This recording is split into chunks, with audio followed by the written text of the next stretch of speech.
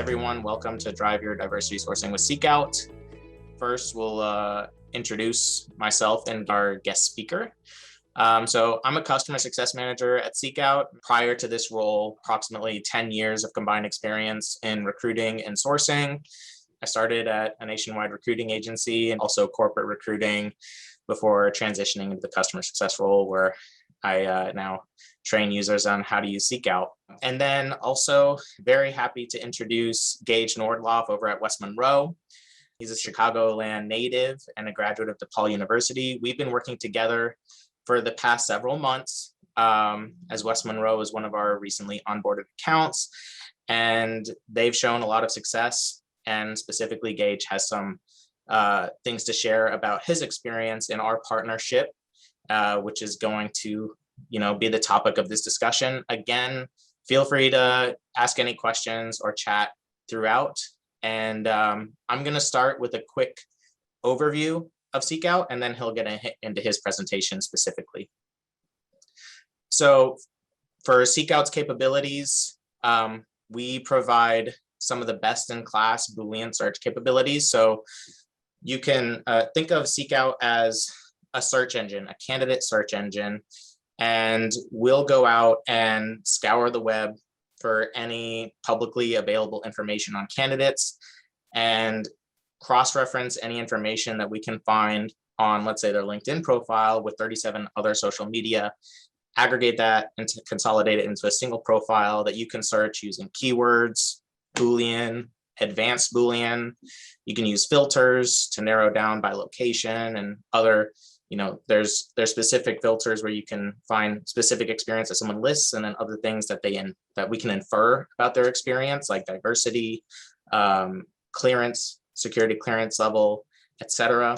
Those are some things that maybe someone doesn't explicitly put on their profile, but we can determine based on other things like, their job title and their company name. If they had that title, then they probably have a certain level of clearance, etc.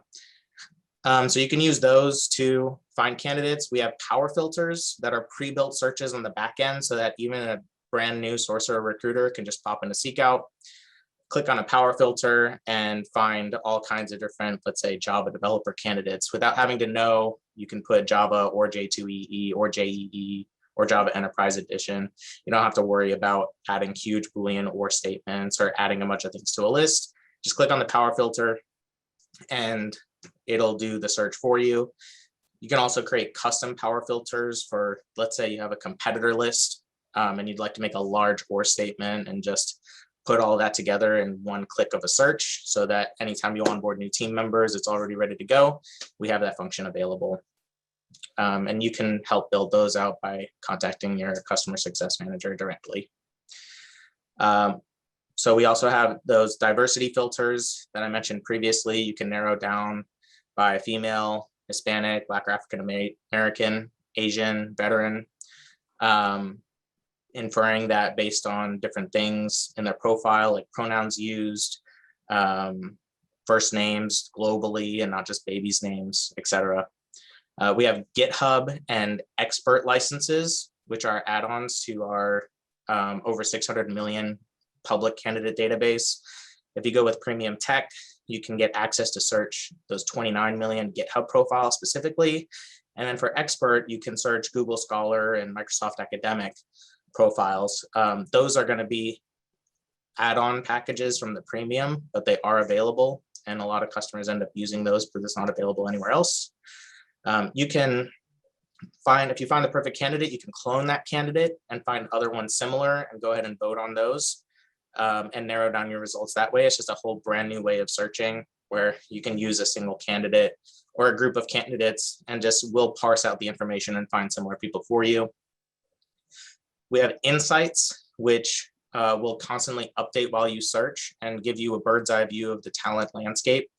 So if I'm searching for a specific skill set, I can see all the locations of those candidates. I can see all the companies, and I can even click on those little graphs and narrow down my search that way, and export those to share with a hiring manager to become more of a talent advisor. And let's say, the educational requirement requires a master's degree, but only 10% of the candidate pool has a master's. You could mention that in your intake meeting and see if they'd like to flex a little bit. based on what's available in the market. We have projects that you can share not only your candidates to, but also your search strings, so that you can continue to act on those candidates by getting their email and phone number, or go back into that same search and find more that are along the same lines. We can get candidate contact information live, and this is personal emails and phone numbers in addition to any work contact information that we can find. We partner with about 8 different contact finding solutions. So when you click get email or get phone in SeekOut, we're going to go out live and retrieve that information for you and put it right on top of that candidate profile, so that you can go ahead and reach out with all the information handy from all of their different social media links. We have a Chrome extension called SeekOut Sourcing Assistant that you can use to cross-collaborate between different platforms. Let's say you're on a LinkedIn profile, you can just click on the Chrome extension, add them to a project from there, get their email, get their phone number right within the extension, and supplement any existing messaging that you may have going out to them with a text, a call, or a personal email.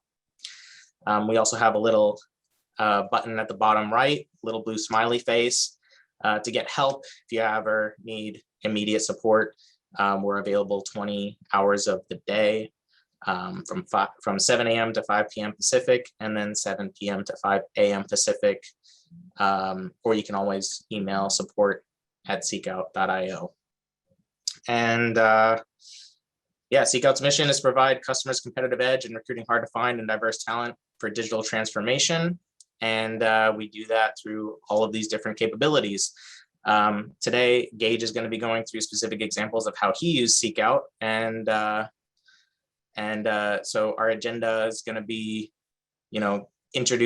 going over West Monroe, giving a quick introduction into what they do, how Gage and other recruiters at West Monroe have used diversity tags to hone in on specific diverse candidate pools, leveraging people insights, as I mentioned on the previous slide, to inform stakeholders and improve sourcing strategy, and how to increase your response rate by gathering personal contact info with SeekOut. So Gage, go ahead, take it away. Awesome. Thanks for the introduction. Very excited to be here in the spirit of vulnerability, my first webinar. So almost as nervous as excited. Hopefully it doesn't show too much, but thankfully of the 400 people who signed up, only half of you are here live. So only half of you can kind of laugh at me throughout this process. But no, honestly, it's been an awesome partnership. Pretty early stages still. I think we started working with them on a trial period in the 4th quarter, but I'll go through a lot of those things Mike just outlined in terms of capabilities. So first, the best part about participating to host a webinar with one of your vendors is you get to talk about your company. So for those of you who don't know West Monroe yet, you definitely will. We are a high growth business and technology consulting firm. Here's a map showing our offices. We're headquartered in Chicago, but as you can see, we're all across the country. We'll be celebrating our 20th anniversary next year, which is very exciting. But one of the reasons we use a tool like SeekOut is because of our extreme amount of growth. So, more than 1,500 employees today, but growing rapidly. We've already hired 372 people. It's more than that at this point this year, with an acceptance rate of over 84%, which is really fantastic. 80% of our 2020 interns actually converted into 2021 full-time hires. And then in April, we surpassed 50% of our 2021 hiring plan. So as you can see, we're on pace for just under 600 hires. It's been an incredible start to 2021. We need partners like SeekOut to help us achieve these goals. But a little bit more about us, I think the things that make us special, right? We're 100% employee owned. This is a key differentiator. It's a major reason why I joined the firm. It's more than a financial reward. It really drives our people first culture.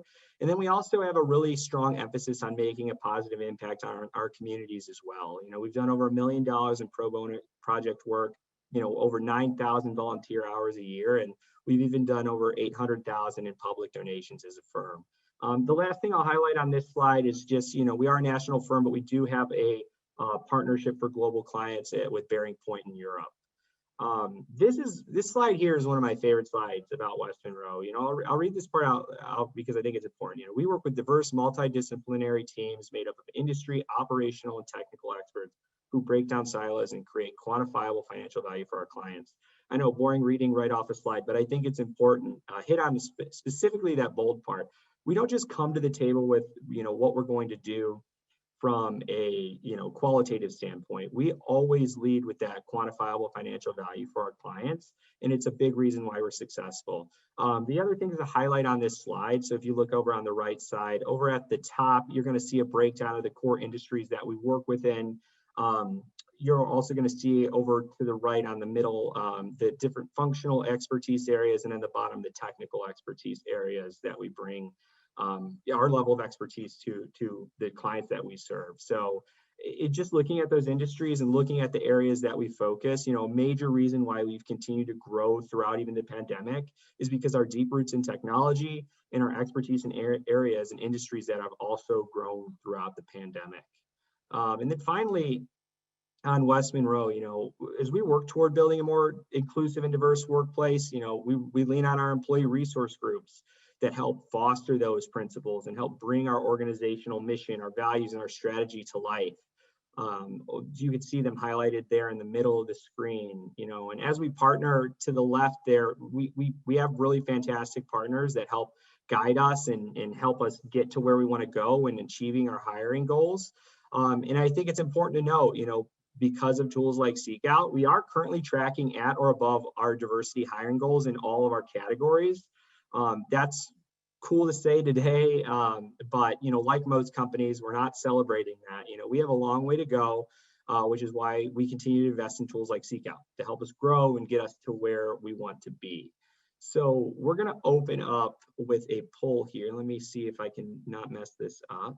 So I'm going to launch it here. Go ahead and everybody who's attendance, go ahead and fill out your answer. Mike, can you see? Yeah, okay. I see people are starting to respond. Yep. Yeah, I can see it just now. Looks like we're getting a lot of responses in. Thanks, everybody. Yep. So as you can see, the question is, what is your top sourcing challenge in 2021? We've got getting candidates to respond. We've got finding niche skills. We've got finding diverse talent, and then leveraging data to improve your recruitment process. So I'll go ahead and give just another second. We've got most people. Maybe we'll get to 100 there. I think that's pretty good. We have a decent idea here. So I'm going to go ahead and share the results. So you can see the results. I believe so. Yes. That was about like 101 people responded. And I can see the breakdown as well. So looks like the front runner is getting candidates to respond. I think everyone should be able to see this as well. Yeah, this is perfect. I mean, it looks pretty, getting candidates to respond. I'm actually shocked by it.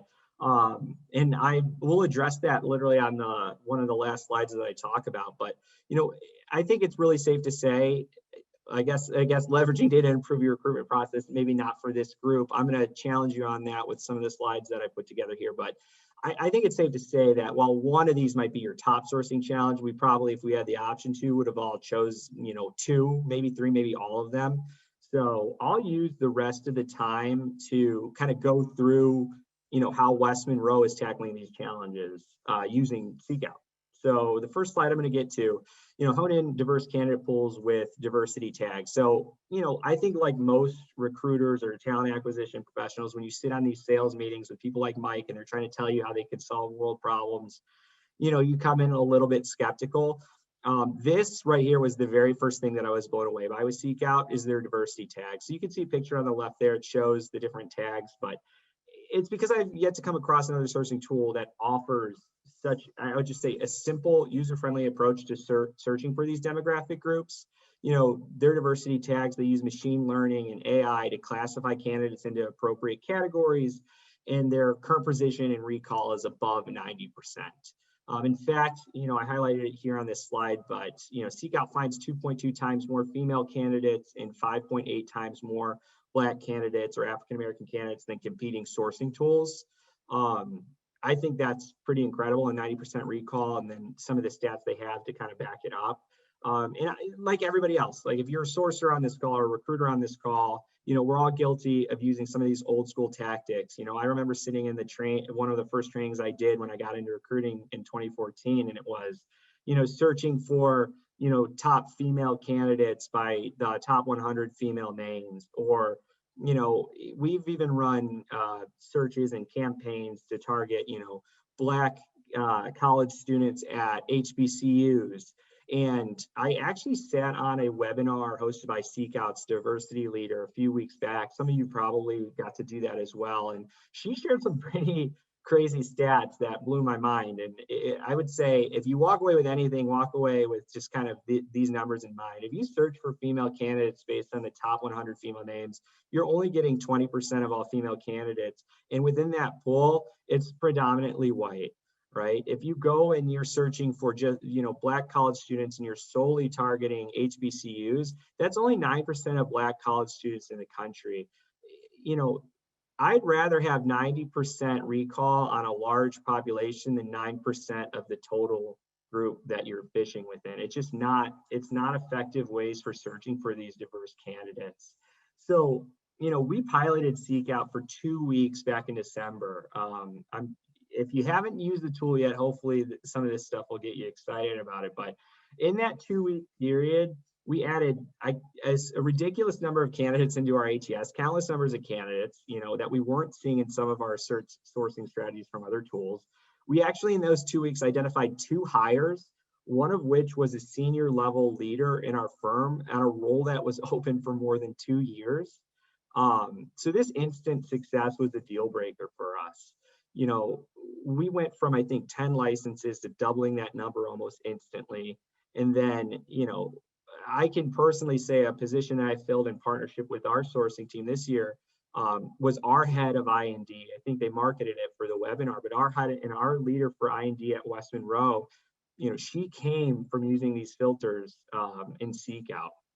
And we've been working on that search for maybe 3 months prior to even having access to the tool.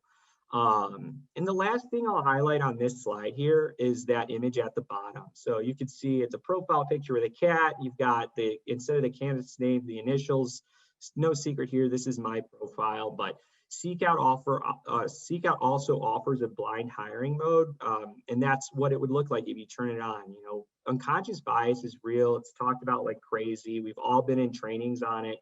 And any little thing you can do to help address that unconscious bias is going to help you when it comes to sourcing and recruiting for diverse talent. And so I like that image. I wanted to share it because I think that it's a good way to kind of help mitigate some of that. So the second thing I'll talk about is that people insights. And so that 4%, I think it was on the poll where people were talking about, leveraging data to inform your sourcing strategy doesn't seem like it's top of mind. I can tell you it is like one of the most top of mind things for me every day in the role that I'm in. So, SeekOut's People Insights offers a bird's eye view of any talent pool. You can see aggregate data about candidate locations, their employers, their titles, their skills, their employment history, diversity, and more. So I took 3 screenshots and images from a search I did a few weeks back. So this is a pretty simple example I'll talk through here.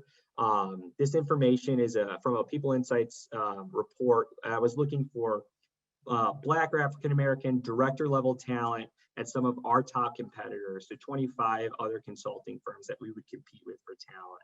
So the graph at the top left, you can see on the left, there's 2 graphs, and on the right, there's the one. The 2 on the left are for Chicago, and the 1 on the right is for national. So, but we'll start with that top left graph. So that is just our top 25 competitors in the Chicago market, broken down by the diversity tags that you can see in SeekOut. So something that jumps out right away, 1.1 thousand candidates classified as Black or African American. At the bottom left, that graph just shows the total number of those candidates at the director level. In the Chicago market still. And so what you'll see there, if you can't see it, I'll just tell you, it says 8. That should make you want to pass out. So if you're looking at like targeting a specific demographic pool of candidates and you realize of the top 25 firms we're competing with at these these director or leadership positions, there's 8 candidates in Chicago. Woof. So that's a real gut punch, right? So then what I did on the right is a graph nationally, and that's going to show you the total number of Black candidates at the director level nationally. So you can see right away, okay, Atlanta, there's 106. In New York, it's just a fraction of a percentage point less, so there's probably about 100. DC, we've got more. Houston, we've got more. So we've got, 4 other markets with more candidates. So I use these graphs because I think it's a really easy story to tell, right? So 8 candidates tells you a story right away. From a sourcing strategy, I need to expand into additional markets, right? And that's just blatantly evident. But it also gives me the power to really inform my stakeholders, right? So what does this tell me? Our search timeline, it's not going to be quick. When we do finally find a candidate that we like, we're going to need to be aggressive when it comes to that offer stage. And then, we probably are going to need to require relocation assistance, right? We don't have for this example, we don't have an office in Atlanta. So it's important for us to consider that if we're finding candidates in those other locations. But in talking with even our DEI leader, leveraging the insights, enhancing your sourcing strategy, educating your stakeholders, that's just the very beginning. In most cases, you need to change the way you think about diverse candidates, right? They might be, the thing I always tell myself is they might be in smaller percentages, but they're out there. And so what are you going to do to find them? And how are you going to leverage the insights to do so? But then there's that part of you kind of training yourself, but it's teaching your stakeholders, right? They need to also think more abstractly about how we identify these candidates, right? And so Weston, I can give you some really specific examples. We look at people outside of consulting. One of the high growth practices that I support from a recruiting perspective, over half of my hires this year have come from industry. And I would say 75 to 80% of my overall hires for this group have fallen within some of our diversity categories. From a college degree standpoint, we used to have that on all of our job descriptions. We removed that. Some of our partners that we partner with from a diversity recruiting perspective, like they inform us, hey, maybe that's not inclusive. And so that's a lot from an industry where we really pride ourselves in ongoing education and advanced degrees to make that kind of adjustment as a firm, especially in technology. That's the place we play. There is a ton of really high qualified candidates who maybe don't have the traditional education background, but have the advanced technology skill sets. So removing that from our job descriptions helps us get a more inclusive pool of candidates as well. Maybe your firm can offer to hire roles 100% remote in different locations. We do that across some positions, but not all of them. But if it's a position that can, this is a good way to find where those people might be. And then finally, another thing I'll hit on from opening up the mindset of your stakeholders, right? Don't penalize the returning to work mother who's coming back to the workforce after taking time off to raise her family. She has legitimate, impressive skills and experience prior to that time off. Maybe there are some new technologies that came out during the break. Can you train that person on that stuff? Do they have the core, in our case, consulting skills that it takes to be successful? Because if so, let's ignore that gap and let's just interview the candidate and focus on the experience they bring to the table. And then remember, we can train on a lot of things as well. So needless to say, every company, we're all competing for talent. We're all trying to achieve these diverse hiring goals. So, be open-minded. You got to explore getting out of your, historical ways that you've done things. And so for me, while it came up lowest on the poll, I do think it's one of the more important things is this people insights and leveraging this data. It tells a story on how you can improve your overall strategy. And then lastly, for this slide here, Mike was talking about, the partners that they use to get these phone numbers and these emails, right? Getting this personal contact information is a big differentiator. So, it was in the bio, but I did training for 2 years, onboarding and training almost 300, recruiters and sourcers, teaching them kind of the agency way of life. One of the fundamental things that I would try to drill in everyone's brain right away was yes is good, no is good, nothing is bad, right? We're all kind of trained to think that a no is a bad thing. In recruiting, no is fantastic. No means I can leave you alone. I don't have to keep hunting. You got back to me. There's a conversation that started, and maybe we can turn this into something down the line. So if you remind yourself, yes is good, no is good, nothing is bad, then you're really focused on mitigating the non-responses. And so how do you do that? Every recruiter is going to be using LinkedIn Recruiter, right? We all use those tools, okay? But that means all of these high quality candidates are also getting contacted via email. So you need to find different ways to get to these people. So this feature on SeekOut, right, you can leverage their email and get their phone number, and you could get that chance to kind of get in the door and make that impact. So getting that contact information, that info is just the first step. You got to set yourself apart with impactful messaging. So I did the agency life for 6 years. I did the 300 cold calls a week. Majority of my hires were sourced hires. And I can tell you safely, hand to heart, I'm not doing 300 cold calls a week. Les Monroe, talent acquisition team isn't that intense. We're intense, but not that intense. But what I can say is I'm not afraid to get on the phone still, especially if I'm going after really hard to find talent. And so two things that I'll point out with, just kind of old school tactics that I was kind of taught and that I continue to train as I onboard and trained recruiters is your tone and energy in the voicemail. That's as important as the messages. If you leave a voicemail and you sound like you don't want to leave a voicemail, you are not getting a call back. That's very obvious. If you call somebody and they answer the phone and you don't sound excited to be talking to them, they're going to hang up on you or just tell you they can't talk.